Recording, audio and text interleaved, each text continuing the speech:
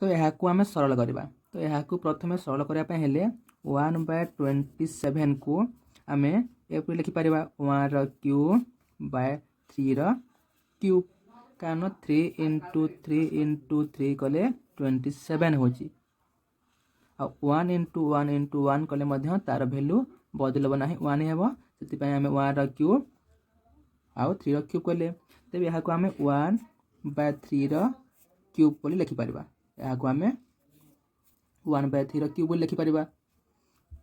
तापर नेक्स्ट देखो 0.3 तो 0.3 को जो आम भग्न संख्यार परिणत करवा ताहले दशमिक पर खाली 3 ही अच्छी 3 लिखा जेहेतु 3 उपर 12 अच्छी तो आम 9 टी लिखा। जदि एठारे 0.4 था ताले आम 4 लिखि थांते आउ तले 9 दे थांते जेहेतु एठारे 0.3 3 रे 12 अच्छी 3 लिखि आम 9 हरण कले। जदि यहाँ को आम सान करवा 1/3 हम 1/3 ର पावर 3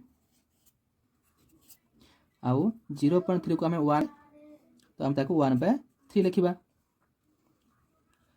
जदि आम ब्रैकेट खोलिबा ताहले हे जबो 1/3 3 × 1/3 तो 3 3 कटि गले खाली 1/3 ही रहिला।